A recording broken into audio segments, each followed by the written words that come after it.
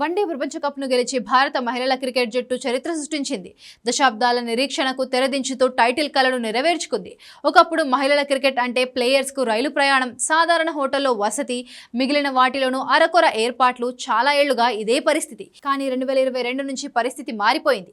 BCCI తీసుకున్న సమాన వేతన నిర్ణయంతో మహిళల క్రికెట్లో సమూల మార్పులు వచ్చాయి. అటు ఐసీసీ సైతం మహిళా క్రికెట్స్ పై మరింత ఫోకస్ పెట్టింది. పురుషుల క్రికెట్కు ధీటుగా టోర్నీలు పెంచడం, వరుస సిరీస్లు నిర్వహిస్తూ వారిని ప్రోత్సహించడం చేసింది. అటు టెస్ట్ ఫార్మాట్లో సైతం వారికి మ్యాచ్లు నిర్వహిస్తూ ఇటు అభిమానులను కూడా స్టేడియానికి వచ్చేలా చేయడంలో బాగానే సక్సెస్ అయింది.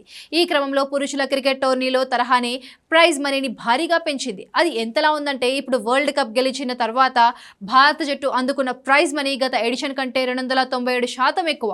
అన్నింటికంటే ముఖ్యంగా 2023 వన్డే ప్రపంచ కప్ గెలిచిన ఆస్ట్రేలియా అందుకున్న ప్రైజ్ మనీ కంటే ఎక్కువ. ఆస్ట్రేలియా కెప్టెన్ ప్యాట్ కమిన్స్ నేతృత్వంలోని ఆ జట్టుకు 2023లో 35.1 కోట్లు బహుమతిగా లభించింది. గ్రూప్ దశలో విజయానికి గాను 35.15 లక్షలు లభించాయి. అయితే ప్రస్తుతం ఉమెన్స్ వరల్డ్ కప్ లో విజేతగా నిలిచిన భారత జట్టుకు ప్రైజ్ మనీ గ్రూప్ స్టేజ్ లో మ్యాచ్లకు కలిపి మొత్తం 40.92 కోట్లు లభించనున్నాయి. ఈ మెగా టోర్నమెంట్ మొత్తం బహుమతి $13.88 మిలియన్, అంటే భారత కరెన్సీలో అక్షరాల 122.49 కోట్లు.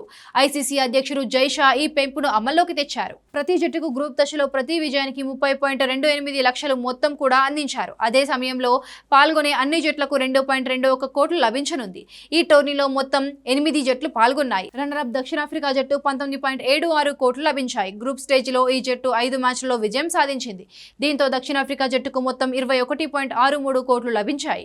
మూడో ప్లేస్ లో నిలిచిన ఆస్ట్రేలియా జట్టుకు ప్రైజ్ మనీ 9.88 కోట్లు లభించింది. గ్రూప్ స్టేజ్ లో ఈ జట్టు మొత్తం 6 మ్యాచ్లలో విజయం సాధించగా ఆ జట్టుకు టోర్నీ మొత్తంలో 13.97 కోట్లు అందుకుంది.